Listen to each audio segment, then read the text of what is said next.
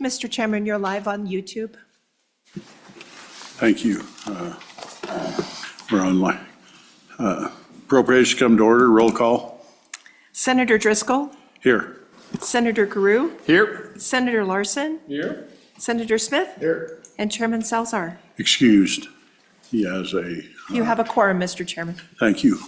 Folks, we're going to change the order up just a little. I see we've got the Secretary of State. Some of his time's probably a little more pressing than others.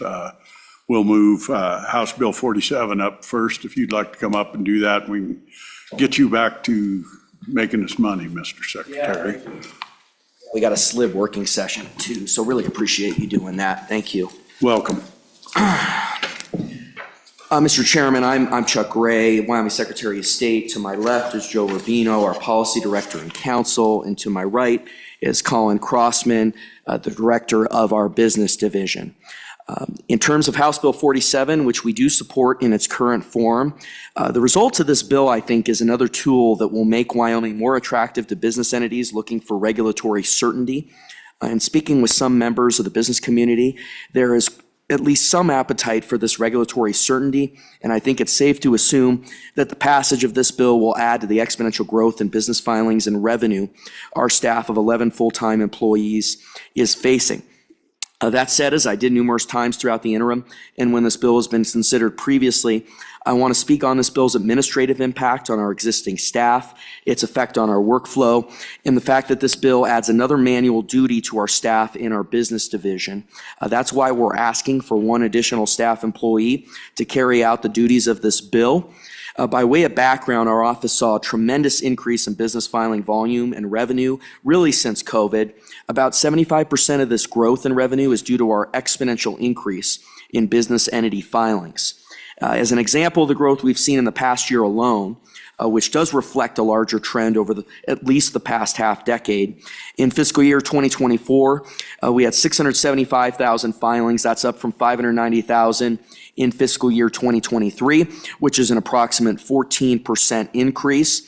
The corresponding increase in revenue in the business division alone is $50.5 million in fiscal year 24, up from $42.3 million in fiscal year 23, which is an approximate 19% increase. And I will note that the one position would pay for itself in about 1.5 days of the revenue that our office brings in. We're one of the few revenue centers for the state of Wyoming.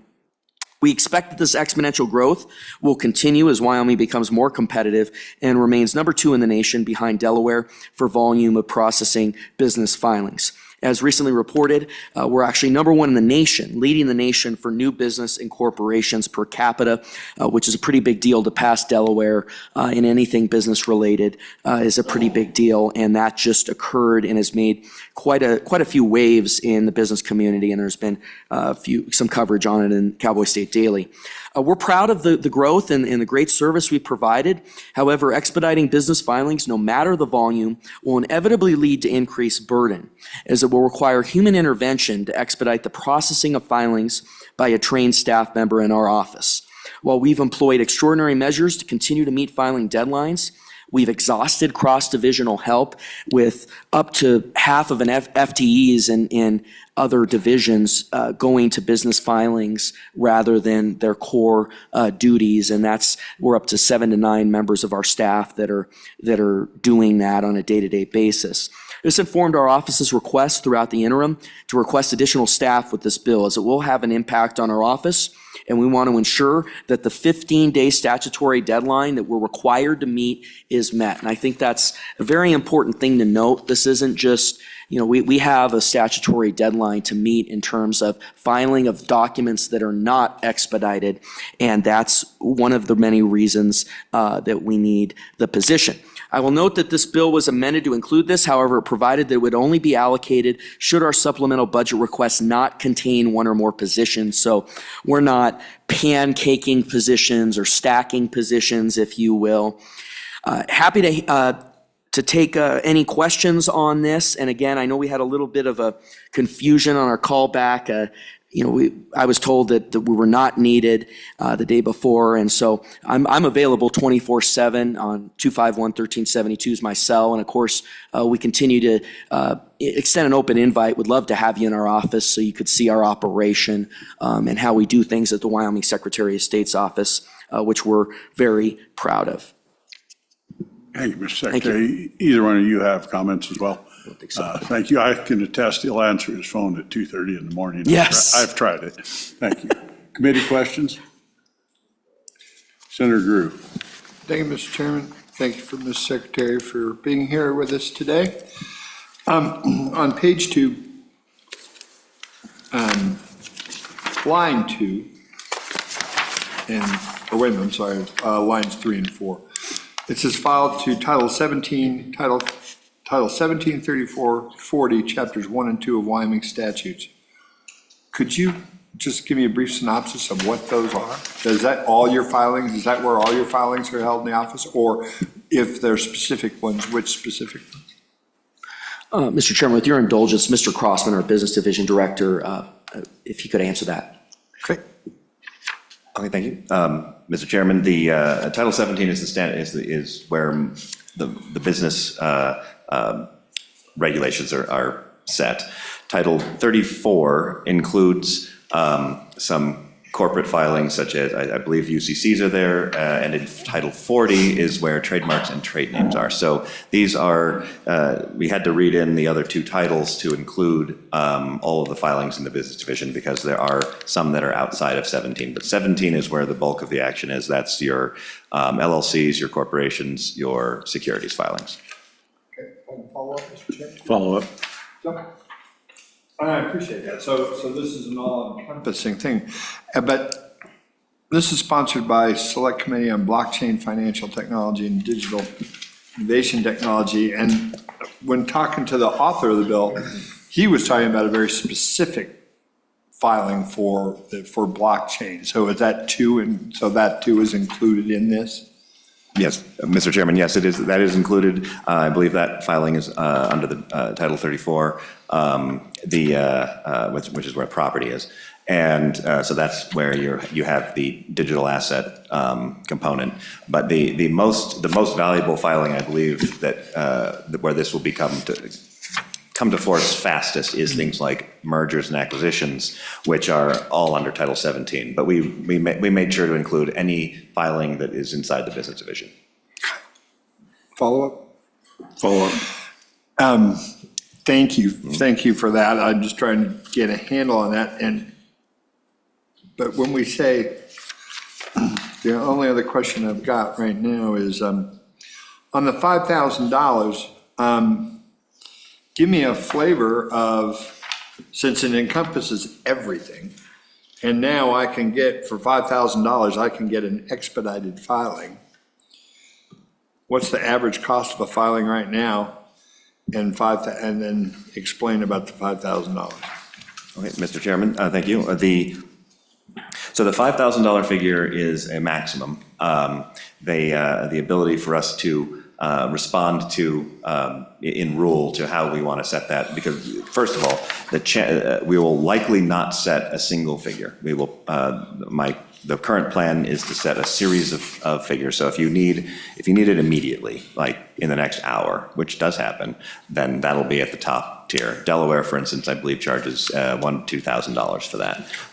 If you need it in a couple of days, but faster than the 15-day deadline that we already have, that will be a lower figure.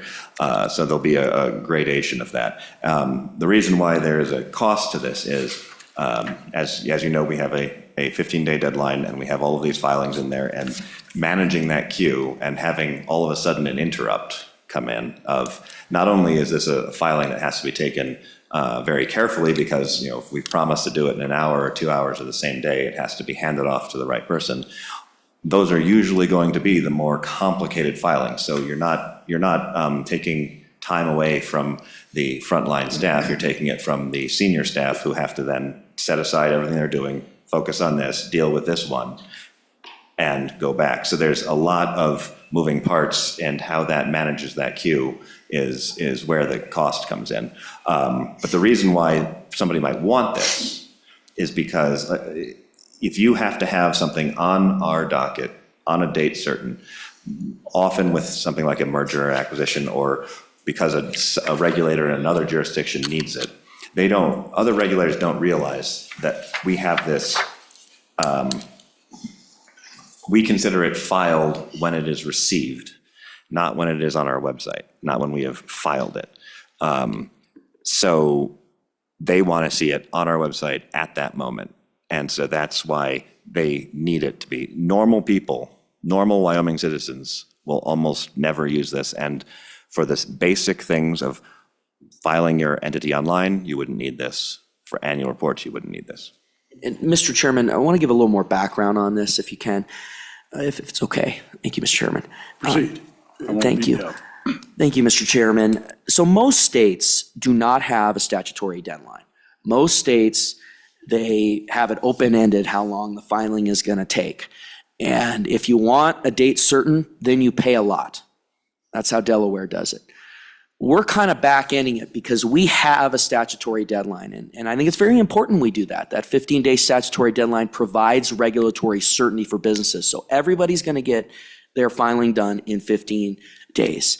But then on the back end, the blockchain committee, it was really Mr. Matt Kaufman who set this off. This is the second time this bill has been heard, testified that the business community would like there to be an ability to have expedited filing across the board. And a lot of times it's in an M&A situation where they need a document by the end of the day or in 2 days, and they have to have it. And they're willing to pay large amounts to do that. And so we're kind of back-ending it because we have that statutory deadline. A lot of states go from the reverse end. Thank you. Follow up. So for either one of you, I guess, suffice it to say that if you've got just a normal corporate LLC filing that I would do, I'd walk in the door, and if I, whatever it is, $100 or $50, whatever it is, and if I wanted it sooner, it might cost me $250. But if we're in the field of a major acquisition that was incredibly complex, it may get up to $1,000, $2,000, or up to $5,000, but it'd be a sliding scale across the board. So basically, because the way this reads, it says up to, but some of the companies like, well, if they have to produce that document in 15 days and all you're doing is saving 14 days, that's a lot of money to save 14 days. But I think your explanation and the good Secretary's Phil, and I think would you agree that that's kind of how that would look and how that would play out? Mr. I know Chair. you still have to write rules, but Yeah. Mr. Chairman, I think you've restated it very well. Okay. Thank you. Senator Larson. Yes, thank you, Mr. Chairman. So you're going to write up some rules or regs or something, and then you're going to post them so everybody knows what's going to happen. We aren't picking and choosing winners and losers and all that. Mr. Chairman, Senator Larson, yes, we are going to have rules which have to go through that rules process, meeting through Management Council and then through the governor's signature on what the rate schedule is. And like Mr. Crossman is saying, I think we're going to have a scale, meaning within the hour is going to be the highest. By the end of the day is a little lower, 2 days a little lower, 3 days, something like that. To get all the iterations for the variety of businesses. In a situation where somebody wants it in an hour, it's a possibility for us to be able to provide that service and also have the state and the citizens of Wyoming compensated for that service. Follow up? Yeah, so currently, how do you go about that? I guess you do some that are quicker and just you don't charge extra. Mr. Chairman, Senator Larson, we try to be business friendly. We take calls and we handle it on a case by case. If we really are at day 14 and or day 13 and we got to meet our statutory deadline, that's one thing. But we also want to be business friendly, so we try to work with people, but it's subject to the current rate schedule. It does not. There's no increasing rate because the statute doesn't allow for it. Thank you. I've got a couple of questions. One, is 5,000 enough? I started looking at legal fees and I know what they cost. And, you know, your upper end people, I think, are probably on par with lawyers downtown here, which is $500 an hour. You're talking 10 hours on a complicated filing. I'm guessing maybe 10 hours isn't enough, in my opinion. Maybe we ought to be looking at 7,500 or 10,000, because my end is, if someone really, really wants it and they want to pay for it, should we actually be capping them at a deal, or should we say, you know, above 50 hours, it's going to cost you $500 an hour on this thing? And not looking as a business guy, I can see why you'd want to pay that. If you're in a situation, you've got it. So one, should we be looking at amending this to a higher upper end? Because what I don't want to do is have your office subsidize some New York firm that's doing a merger. And I anticipate maybe you would be. Mr. Gray? Well, thank you, Mr. Chairman. I appreciate that question. This has come up in pretty much every meeting, and it's largely been on the opposite end. Legislators saying, should we lower this a little bit? Once we explain why we think this is the right place to be at, they seem to agree with us, and it has not been amended down. I think we're at the right spot. I understand what you're saying. I think 5,000 is pretty high. I would not want to go any lower. I want to be clear on that. I'm not opposed to any higher, but I think with where the appetites for the body has been and the variety of committees this has been at, my preference would be to keep it the same. But I understand the crux of your question, and we certainly don't want to be subsidizing anybody's M&A activity, subsidizing anything. But at the same time, we want to provide a service, and there is a point. And there's some smaller businesses that might want to utilize this, and there's a point where it becomes very, very high. And so I think keeping it where it's at. Okay, Mr. Secretary, I'm ready to follow your advice. I'm not sure I believe in it, in the fact that two things. One, 20 years from now, $5,000 is going to look pretty tiny because we're in an inflationary time. And second, I look at it like a user fee. I get the smaller guy. He's probably going to pay $500 to expedite because it's to do an LLC he needs on the website tomorrow. For the merger and acquisition that requires you to bring 6 staff in for 2 days, I would hope at least you'd be amicable to saying there's an hourly rate or an additional, that if you get beyond actual what you think your costs are. I really don't want, as a little guy, what I don't want to do is have the state of Wyoming subsidize his merger, because you either can't do it, which drives them to another state, which I really don't want to see, or you do it and we're paying you out of our state treasury to do that. I want to make sure you're covered, and I don't see how anybody can argue what difference does the upper end make, because it's voluntary. I don't have to pay this. You can still get there, and again, that comes into my next question. When we go to line 15, 16, and 17, it says the expedition of a filing shall not grant any benefit over a non-expedited filing for purposes of the timing of the filing. I'm not sure I totally understand. I understand you stamp it when it comes in the office, but I'm not sure that statement needs to be there. As we are, when you pay the $5,000, you're paying for something different than a normal stamp. Can you explain why that's in there as well?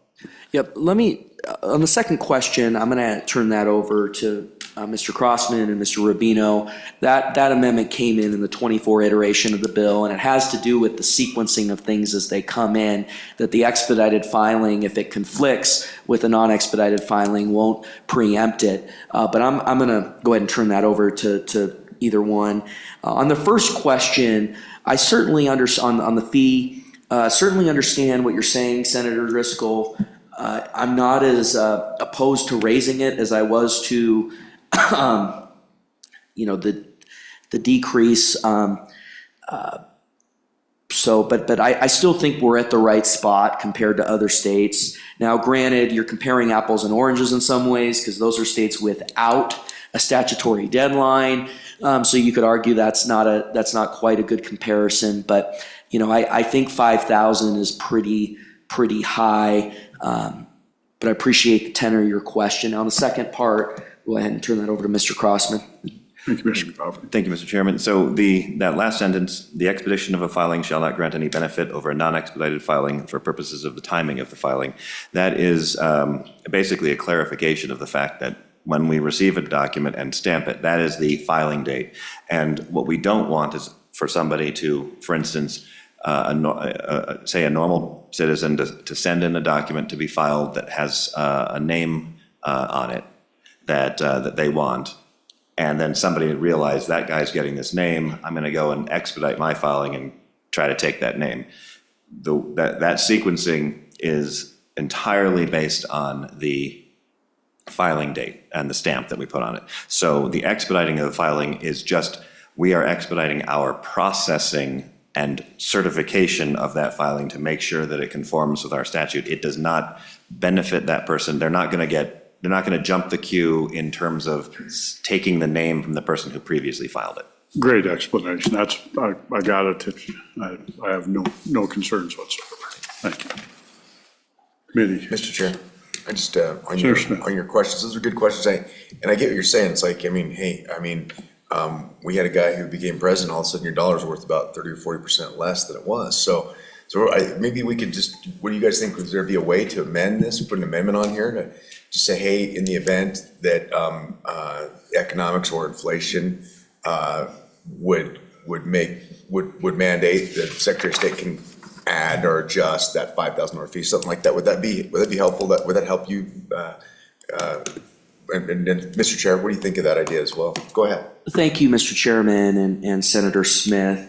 I really appreciate that. And rather than raising the flat fee, I think that would be an approach that I'd be a little more supportive of, is having it go with inflation. I'm just a little worried too. I mean, having watched this bill across 2 years, and I think we're up to 5 committees it's touched, that I just think raising the flat fee is not quite the will of the legislature. Certainly, I know every committee's isolated, and appreciate that and respect that. But I think the inflationary approach is more the balance we're trying to achieve. Thank you. So I would motion that we amend. We'll do that. We worked the bill. We got a ways to go yet. Thank you. Thanks, Senator. Further questions? Further questions for the committee? Thank you very much. Good testimony. Appreciate it. Do we have any other agencies or legislators wish to comment? Do we have anybody online? Public, anybody from the audience or public care to testify? Public testimony is closed. We're on the bill. Senator? Bill's been moved by Senator Larson. Second. Seconded by Senator Drew. Any amendments? Mr. Chair, I would motion that we amend this bill to allow for the Secretary of State to adjust the expedited fee as inflation and the market costs would dictate. Just by Wyoming CPI, fit you? Well, that's about the way I know to adjust. But I just said as the market would it, I think it needs to be a little broader than just the CPI, but. You gotta pick an index. We're making law here. So you've got to have something that we can index. I want it to be broad for them because it's all based on what people are going to pay. It's a free market. So. Any thoughts? How to index? Senator Drew. Let's put it this, I'd be a no vote on an open-ended deal. Okay. It needs to be tied to something. I understand what you're saying. That's right. I don't say you do it. And I think if you were to say, for example, tied to Denver CPI with the ability on a biannual basis for the secretary to come back and ask for further adjustment and put that in the language so he has the ability to come back and ask the legislature for an adjustment, and maybe that would be something that would tie it to an index, but give him a little flexibility to come back and ask. I think that'd be good, but I wouldn't want to just let it go. So because you never know, someone else in that office may take a different view. Okay, so then, so motion this with the index to be tied to CPI. Which one? The Denver CPI. Okay, because Wyoming has one as well. That's why I mean, I would do. Yeah, our department, our whatever the department is, because I look it up all the time. We actually index it into the counties, but the state has a CPI number. All right. I'd be fine with the state CPI. Okay. I'll do a little thought. I think as a legislature, we need to look at on all of this. We start looking back at some of our fees and some of our different things. And, 30 years later, I remember going back to driver's license fees, everybody was terribly upset. We tripled them in 1 year. And they said, well, last time we did them was 1968. It gets pretty hard. So I think this just helps us not having to be back. Sure. I appreciate your motion. I'm just trying to bring a solution here to your. Senator Larson. Yes, Mr. Chairman, so the amendment suggested, is that on line 5? Are we doing the $5,000 or what are we talking about? It would be associated with that $5,000 fee. They can adjust that according to the CPI. I would suggest on line 5 after the $5,000. It would say something of the sort, which we've got a secretary, it's much more verbose than I am, but it would say something, the $5,000 may be adjusted on a biennial basis by the Wyoming CPI. Great. That works great. Mr. Chairman, and then we could just get with a conceptual amendment. And then That's we conceptual. can follow up with staff upstairs to make sure before it hits the floor. They know what it is, and also if there isn't a Wyoming CPI, if I lied to you, we can go to the Denver CPI. Because I've been known to make mistakes. I don't lie, but I obviously misspeak often. Okay. So second. Any further on? Moved and seconded. Mr. Chair, I'd just like to say, I want to thank these guys for bringing this. This is important. We really, this office I believe you guys could triple this office in the next 10 years. So, and I'd hate to overwork folks. They need some employees in there, so I'm on it for it. Thank you. Further discussion. Okay, we're just voting on the amendment, right? This is the amendment only. Yep. So the amendments to do the CPI indexing, all in favor, say aye. Aye. Those opposed, no. Motion is passed. We're back on the bill. Senator Drew.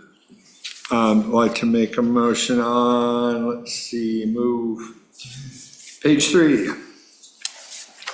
Let's see, starting on line 7.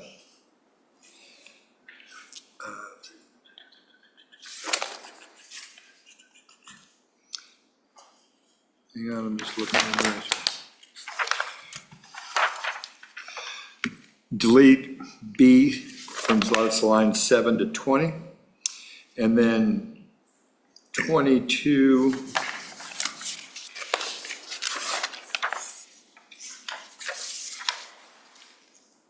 Actually, on the next page, on page 4, lines 1 through 5. If I get a second, I'll explain.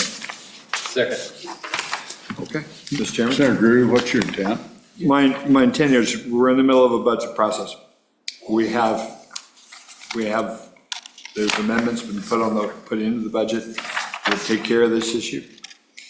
And I don't want to mix one with the other. I understand the way it's written, it goes away with that, but I think we can work that out in the budget. I have full faith that we can, and I anticipate doing so. And so for now, Senator Drew. we'll take this out. If that's your intent, I think you need to eliminate on page 2, all of section 2. Because section 2 from lines 19 to line 5 authorizes a position. Yep, okay, sorry, I was just started to be. Is that Yes, your intent? That's my intent. So the motion is to remove all of section 2, which basically takes the bottom of page 2, all of page 3, and first 5 lines of page 4. Is that correct? Yep. Is there a second? No. Mr. Moved Chairman, and seconded discussion. I'm Senator Smith. opposed to that. I think if we actually open this up for them to charge that extra fee, they're gonna have additional business in addition to the business they already have. I just don't think that would be, I think they're already overworked. And I would hate to, I'd hate to push good people out because they don't have enough staff in there. So I'm opposed to that. Further discussion? Mr. Chairman? Senator Drew. As I stated before, and not my intent to push anybody out. My intention to get a budget done, and that's part of the budget deal. So we'll be taking that up in short order. So, yeah. Further comments? I'll make one, is we've always had a pretty solid policy, at least on the Senate side, not to insert positions that don't come through the budget. We just got done spanking the guy down the hall for the exact same thing. And our side's always stood pretty solidly. We don't insert positions into legislation this way. So I'll be an aye vote on the motion. Further discussion? All in favor, say aye. Aye. Those opposed, no. No. 3-4, 1 opposed. Back on the bill. Further discussion on the bill. Further discussion on the bill. Question? Question called, roll call. Mr. Chairman, roll call vote on House Bill 47 as amended. Senator Driscoll, Aye. Senator Guru, Aye. Senator Larson, Aye. Senator Smith. Aye. Mr. Chairman, do pass amended, 4 ayes. Have what? Do pass amended, 4 ayes. Oh, thank you. I'm good, man. Thank you, Mr. Secretary. Thank you. Appreciate your hard work. And thanks to the blockchain committee on that one. That's good. I assume Senator Rothfuss will carry this on the floor probably. Next bill up, House Bill 270. Permanent Mineral Trust Fund Spending Policy. Representative Bear. Thank you, Mr. Chairman, and thank you, Senate Appropriations Committee, for hearing this bill and the 3 following. So if it pleases the committee, I'll just sit in this spot, so if you have other people coming up, so I can continue to go through all 4 of these bills, if that's all right with you, sir. So House Bill 270 here, Permanent Mineral Trust Fund Spending Policy. Mr. Chairman, can I interrupt just a little? Yes, sir. We've had an unexpected absence of our chairman. And at your request, we can either hear the bills and lay them back today, or we can hear them on another day. I'll let you have your choice. Because we're not going to vote on them today. I Okay. can tell you that up front.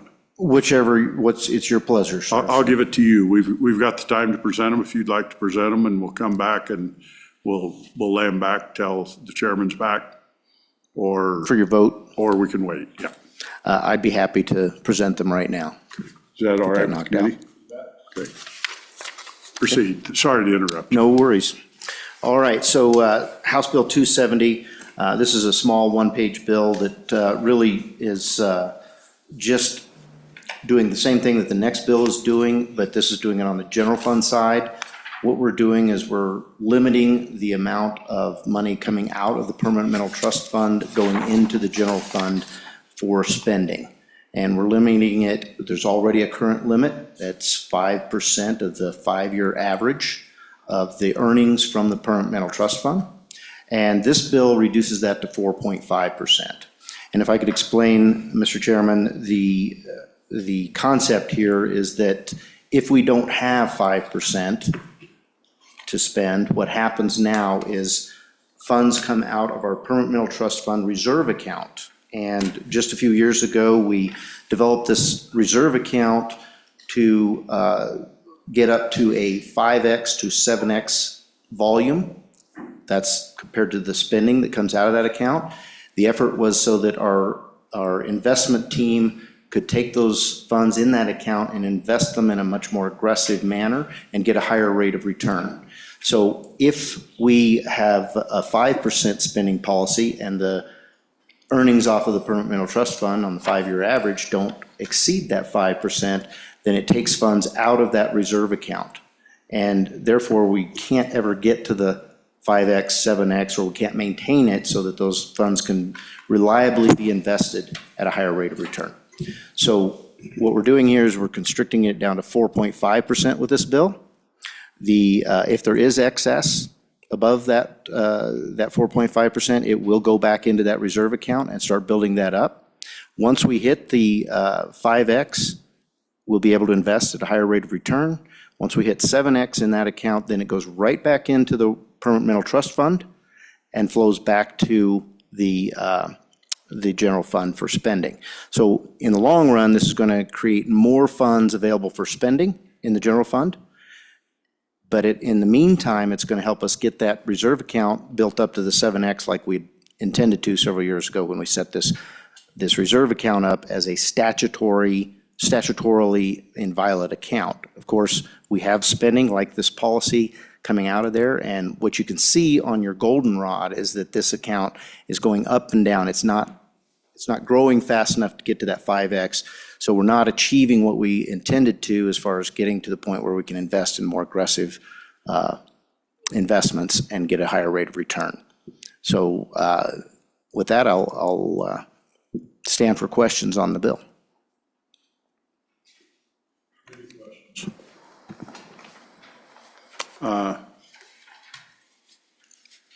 Mr. Bear, or Representative Bear, Chairman Bear, excuse me, I'm not near formal enough. All are fine, sir. The last 10 years, how many times have we been below the 5% on that? And I realize the reserve accounts came in between, so how many times have we actually dropped below it? Mr. Chairman, that's a great question, and I will tell you that the earnings have been well above that recently. So as I look back, the one-year earnings on the permanent trust fund is 14.6, but the 20-year is 6.4. So we're above that right now. But we also have a spending policy out of that reserve account, that 5X to 7X. So we're pulling money out of that, and you can see that on your data book, and this would be page 17 of your data book. So we're pulling funds out of that account, and that's why we're not getting to that 5X. Dropping it to 4.5, our staff and the investment team all believe that that will get us on the right track. So the net results of this, just so everyone understands it, is going to be, looks like about 25, 26, 28 million and going up yearly. Mr. Chairman, yes, 28 million per year is the estimate right now. On 28, but yes. it goes up as our accounts go. So the actual effect of this is going to be a decrease in funds available across the accounts. It'll bring our reserve accounts up at the same time that we actually bring spendable dollars to the state down. Yes, Mr. Chairman, and you have it exactly right. And the intent is then that $24 million per year will eventually be replaced by the earnings off of that reserve account, and it'll exceed that in pretty short order. Sounds a lot like a generational trust. It is similar, sir. Kind of interesting that we can be in favor of one and opposed to the other. Welcome, Senator Hicks. I appreciate your ability to try to look into the future. I hope we continue to do that. Committee. Senator Grew. I thank you both for being here. And I too, and I know all of us do, apologize. The chairman wanted to be here and he couldn't be here because of a family obligation, but he wanted to be involved in this discussion. And since he's our chairman, as you know, being a chairman yourself of this committee, chairman just hate to miss out on stuff, and I respect that. So that's why. Now, for me though, I do have a question about, the short-term cost. I mean, Senator Hicks, and I've been down this road before. We've been working on this, and I agree with the philosophy. But we've had a big change. And I guess what I'm trying to figure out at a time when we're poised to give what is well-deserved tax relief to our citizens of a level that I'm not exactly certain. I was a little more certain of it this morning than I was later on this morning, but that's a different story. But the short-term cost of this, how do you see this gaming out with whatever tax? We're gonna have less revenue and either one of you can answer that question, because I know the good senator has been talking about it quite often lately about some of the perilous times ahead. And so we're taking money out short-term for a long-term gain. But right now we've got a short-term problem. According to you anyway, I guess. So that's why I wanted to kind of get a gauge. Mr. Chairman, if I may. Chairman Bear. Thank you. Thank you, Mr. Chairman. Senator Grew, great points, and it needs to be addressed. So I think my argument would be, on behalf of this bill, would be that, 1/3 of our revenues right now are coming off of our mineral trust fund and our permanent land fund. And so those are invested in a more aggressive way because we have a large corpus and it's protected from the legislature taking those funds and spending them. And so, our predecessors did a great job of doing something similar to this. This is an opportunity for this body now to do something beyond that. And I think, the good chairman and I have spoken about, this generational fund and the potential of changing the way we invest our permanent funds. In fact, there's a resolution right now going through the body to do something along those lines with our federal delegation in regards to our active admission, so that we can more aggressively invest all of these funds that we have and get a better rate of return. So I think this is a move along the same lines. It does restrict what we're able to spend right now, but it's going to allow us to spend more in the future. Senator Hicks. Mr. Chairman, and I think the Chairman Bear has done a pretty good explanation on that. And I'm just cognizant of if both you, Mr. Chairman, and Senator Guru, we worked awful hard for a number of years in CapFin to get these reserve accounts set up. So when you look at that fiscal now, and I hope this helps answer your question, Senator Guru, every year you see almost $1 million increase in that. That's because the amount of money that's coming out of the Permanent Mineral Trust Fund is increasing every year. And that's why you see that projected increase. So it's already starting to pay dividends. But right now on that account, when we look at it, and this is, and gentlemen, you know this, to maximize our investment returns, we need to get to that 5X so that state treasurers can invest in those and we get what they call illiquidity premium. In other words, if we can guarantee that money for longer, we can chase higher rate of returns. And so if we do this and we get to 5X, and when I did some calculations earlier, roughly right now, the projections are based on Craig that we'll have about $638 million in the reserve account by July 1st, the end of this fiscal year. To get to 5X, that's going to take about $834 million.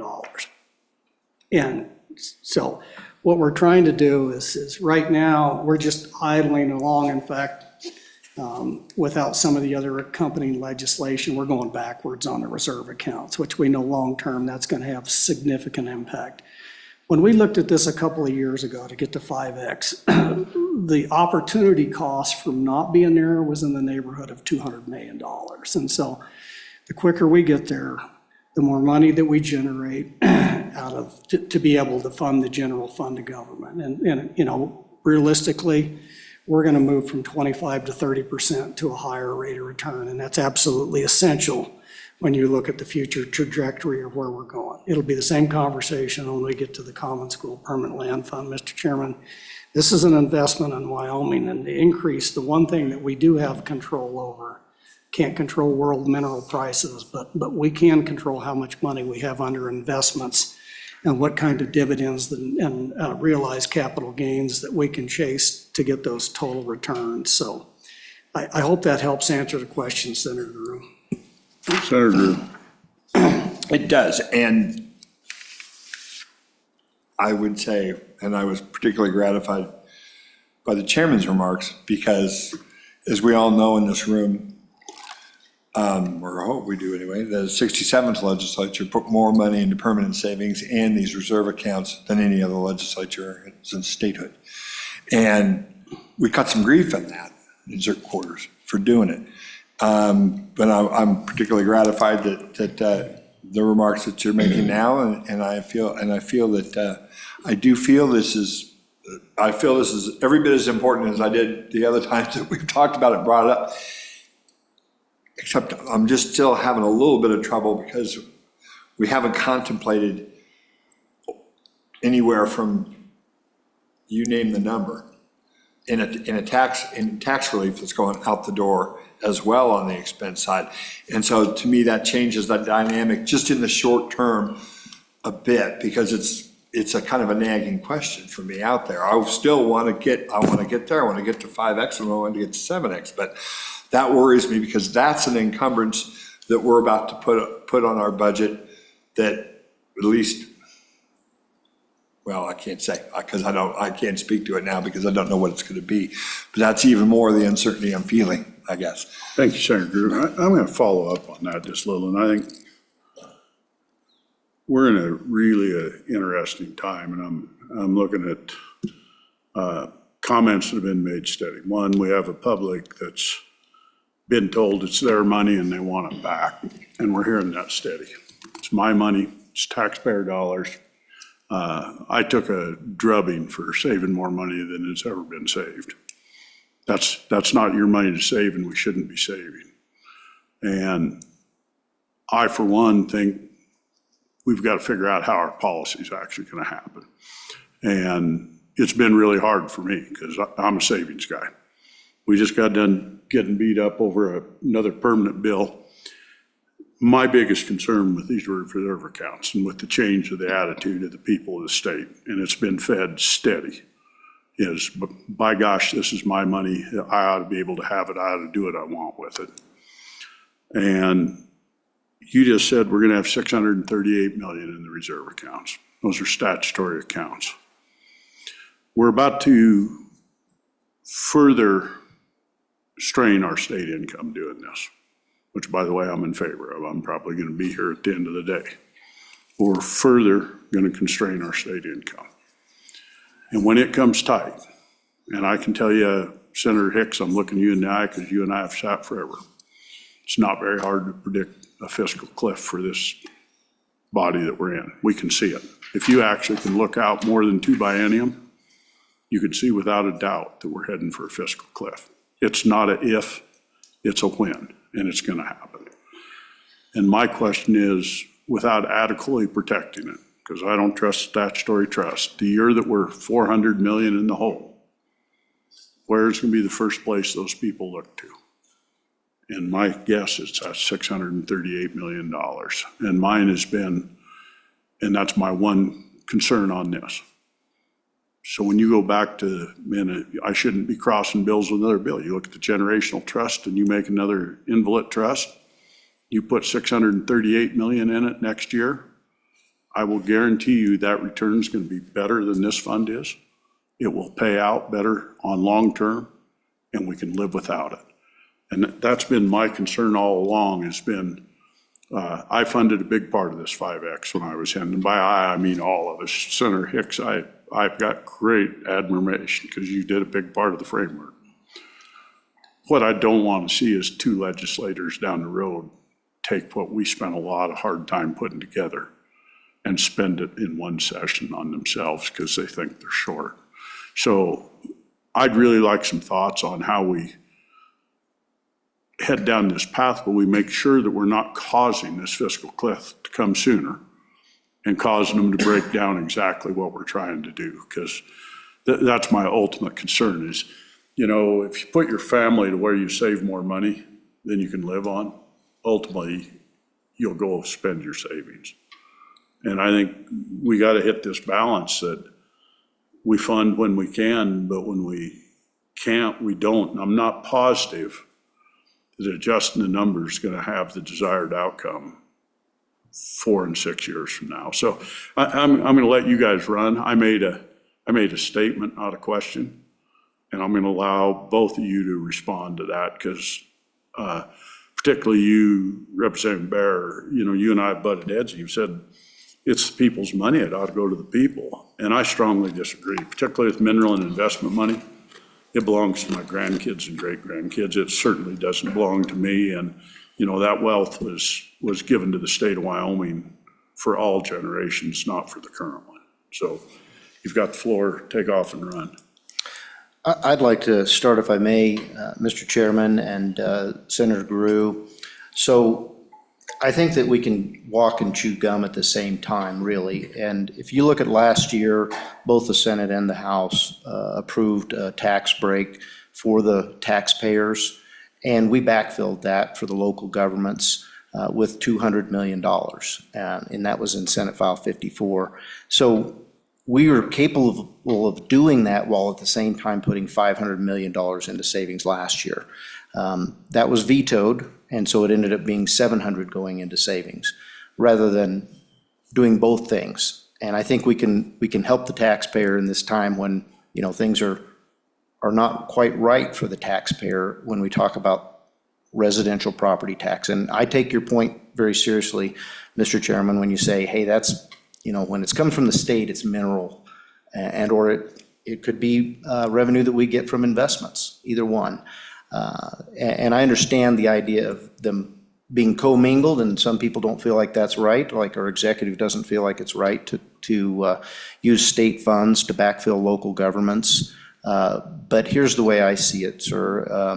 We are a body at the state level cutting local taxes when it comes to residential property tax, and there's a lot of pressure to do that, and I think it's probably the right thing to do. But we're telling those local elected officials that we're gonna reduce your revenue stream, and so now we're telling them you're gonna need to reduce your spending. And to some extent, that's our responsibility, but it's also the voters who elect those elected officials that'll make those decisions, their responsibility as well. So I believe that a backfill is appropriate, but you can't do a backfill without reducing spending. And anytime I think it's appropriate to, if you're gonna reduce revenues by giving any particular revenue generator a tax cut, then it's also incumbent upon that body to work on spending cuts. And you know, this good JAC, which you all are part of, did a lot of good hard work this session to do just that. In my mind, we did it for one reason, so that we could provide that tax relief. And how do we do it? We take those state funds that we saved and we repurpose them for those local governments that we are going to tell, you're gonna have some reduced revenues because we're gonna help the residential taxpayers by reducing their taxes. So that's my perspective on that, and I hope it answers your questions about how do you do both at the same time, and is it appropriate for the state government to do that? So that's my perspective. Mr. Chairman, I have a comment on it, and it's, we can't create money by moving it between different areas, and that's really the premise of what you just said, is we're gonna take money from this fund, from the other one, and somehow it looks like we created money, and we really haven't. What we've done is exact opposite. We've put pressure on exactly what you're talking about by taking funds that were dedicated to the state of Wyoming, and that they're funds that were dedicated to state government, and we're moving those across. And back to running numbers, it accelerates our speed to a fiscal cliff. And that's my big concern, is I've spent all my time down here, and Senator Hicks has been on board with me fighting off corporate income taxes, personal income taxes, big amounts of taxation. And my belief is this puts us on the train towards taxation. It's, as we come fiscally tight, we're gonna tax somebody. And governments and ourselves are all hit equally by inflation, including our people that we work for. And at some point, we can't totally say, and this is gonna be a bad quote that's probably gonna go out there, but you can't save yourself into prosperity, and you can't spend yourself into prosperity. You know, you have to balance what you have and what you spend. And in my belief, we're heading on a path that we're trying to force. We got to this 30%, we're trying to force in a small window where we have that income to pay more. And you know, when you make X amount of money, you can't put too much in that starves out the other end of your deal. And I think that's really where we're at, is, you know, at some point, we've got to give local governments the ability to tax themselves, because this is what's happened. They expect us to fill the gap without the ability to do it. They're on fixed income. And I think we're gonna have to face that. And it's a difficult conversation to have. but I think it's inevitable. It's what poison do you want? I will say the predictions that got made last election by people running that we can cut our way out of the future is an impossibility. It can't happen. Inflation has cost us the ability to stay on the same amount of money we've had. And so I think the quicker we face the reality, the less painful it gets. And we need to figure it out. I hope you're willing to try to figure that out rather than say, and I guess maybe next year's budget, we'll see if you guys can figure out how to cut us out of it. I don't think it's possible. So, Mr. Chairman and members of the committee, I want to try to address this concept of a fiscal cliff. So earlier I provided you guys with the long-term profile developed by our budget and fiscal staff. And if you go back and you look at that long-term profile, on the general fund side of the equation that this deals with, we're solvent. We don't have a fiscal cliff. And so you look out 2 bienniums, we're in kind of a break-even scenario. Actually, I think we got $100 million is projected to be in the general fund. That's the long-term profile that we look at. The fiscal cliff that we're looking at is on the school foundation side. And if you look at the same thing, the exact same fiscal profile, based on projections, we're looking at about $250 million deficit when you get out 2 bienniums. That's where the fiscal cliff is. Why this is important is because the general fund backs up everything. And if we can derive a higher rate of return between now and 2 bienniums out, we generate money that is actually going to be needed to address the fiscal cliff. And so that's why even with this, you see that those numbers going up. So it's understanding where the fiscal cliff is at and how we're going to address that. And so I think this starts to actually provide some relief. And each one of you guys know that, because in my time on appropriations, you can run a little budget amendment, to your point, Senator Driscoll, and we just stop this. I've seen that done over and over and over again. And we've moved the 1% sales tax around and we've stopped that. So when we look at the hierarchy of accounts, when it gets tough, the first thing we're going to do is go into the 1% severance sales tax, which is $100 million right now. 50% goes into the corpus of the permanent mineral fund, 50% goes in there. So we have all these options available to us. And so if we get to that point, we can suspend this with a budget footnote. That's been done a number of times. In fact, you'll go back to my colleagues that were here and you look at this. This was an arrangement that was set up in 2018 as part of the Grand Compromise when we were over there. It was supposed to ratchet down. We got a little tight. We suspended that.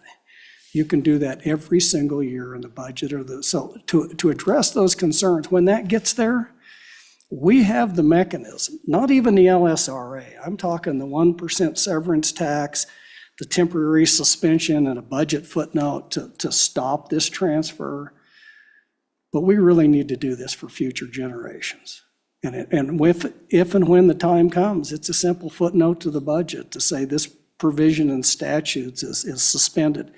But what we're doing is I think for particularly us long-term, we're memorializing what I call one of the best things that could ever happen to the state of Wyoming is when we went down this track to try to increase our investment returns with the development of these large reserve accounts to give that flexibility to the investment staff. So I still think that it is one of the, and I will tell you in my entire time here, this is the best policy decision I've ever seen made. Because it really is about future generations. And so us have to take just maybe a little bit of a haircut to make sure that these are non-renewable resource funds. This is a legacy that we, me and you, can leave to future generations to get these things fully funded and up and running. Because you guys have seen the projection. Mineral severance taxes is going down. That's inevitable. I mean, we've been on that track for over a decade. This is something we can do. If we need to, in the case that we elect the general fund, we've got the OPSTA out there. We can suspend this for 1 year and a budget footnote, or 2 years if we can. But it's important that we memorialize what we started, and we need to finish that. And so that's why I think this is important, Mr. Chairman. Thanks, Senator Hicks. I'd like to recognize your efforts you've done, because I truly believe that what's already been done, the consolidation, and it's like it's a lot of us, but you've been one of the main leaders. It's already led to hundreds of millions of dollars that we have now. It's not tens of millions, hundreds of millions. And that we all need to look is how do we look at it going forward? And like I say, I applaud your efforts. My big concern that goes back to your pots is you talked about the 1%. I'll go a level further is I was on ropes when we had the 500 million shortfall, 450.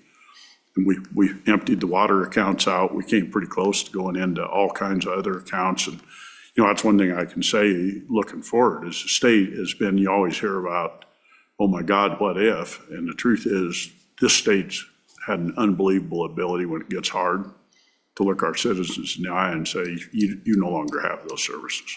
We feel bad, but they're not there anymore.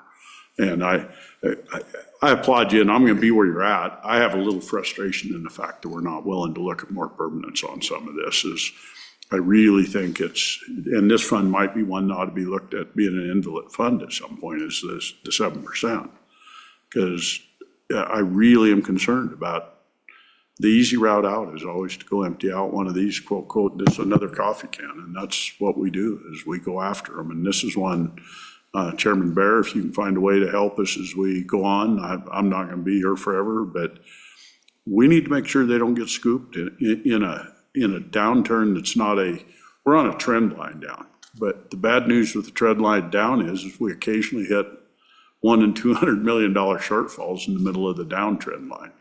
We've had upswings just as well, but the upswings, we tend to figure out how to do it. In my terms, we threw it back into some funds, but not always. Real often during the upswings, we just spend the money. We'll go build another shrine down the road here.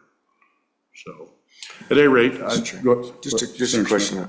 You said another coffee can. I wanted to ask Senator Hicks. Senator Hicks, I'm under the impression this is just good financial planning. We're just, hey, we've got some choppy water ahead, and we need to invest at a higher rate. And so we need to take some surplus and basically push it for a higher return for the future. But I was curious, does this create another coffee can? Could you? I actually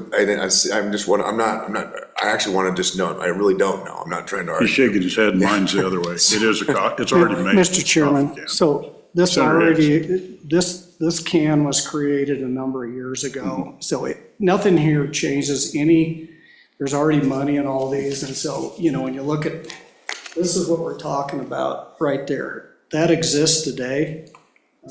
That's what we talk about. The projections are that'll have $638 million in there. And so that can's been there. It's one that we've utilized, and what we're utilizing now is to buffer the corpus so they can go out there instead of if we can keep in mind, I can't remember the number. We've got somewhere around 8 billion plus or 11 billion plus in the corpus. 1% increase in investment returns. Folks, that's how you get away from the fiscal cliff. Senator Hicks, you're dead on, and I meant that. It's a coffee can, sorry to create, but what we've done, this PMTF, the hole that flows out is right here right now. He wants This to is raise gonna that move the hole up here. That's the whole difference. That's a great word picture. I love that. And so it's the right thing to do. Right. The question is, can we make it more permanent? And that was mine. And, this bill's not the vehicle for that. What I'm doing is planting seeds for how do we go forward. And I'm looking very much at Chairman Bear is how do we together, not beating each other up, how do we together figure out how the future's solider? Because the rhetoric eats me alive. I'm gonna look you in the eye and tell you the rhetoric eats me alive, and it bugs me. And I'm pretty upfront about it. So with that, we're gonna go ahead and lay this bill back and the others. We got one other bill that we're gonna pass forward, and then we've got a place to go. So your other bills will come up, they'll be noticed again. We'll bring them back up. We'll bring the chairman up to speed on this one. I was glad it was first because I think it's one that almost everybody can understand what it does without a whole lot. Last words before we move on to the next stages. Good conversation here about it. I would say, first of all, with, your comments regarding inviolate accounts, you and I spoke yesterday. I am very much in favor of that, especially for the idea of the generational fund, which really will be a corpus that will make a lot of returns for the future generations, as the good senator here said.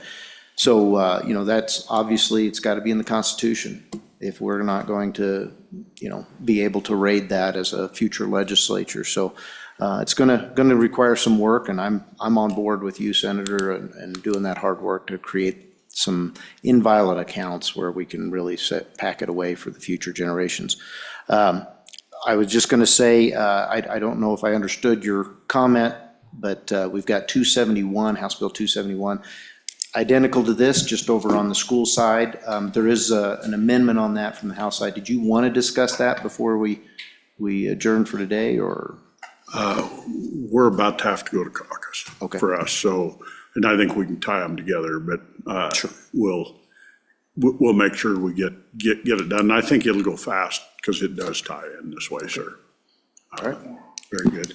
So committee, we need a motion to, I'll make it, I just wanted to comment too, I do appreciate, and as Senator Hicks knows, for the last 2 years, I've been lucky enough to sit on this committee, CapFin, and even management audit to a certain extent. So the only one of the group of 90-plus legislators who sit at the corner of spending the money, investing the money, and then auditing the product at the end of the day.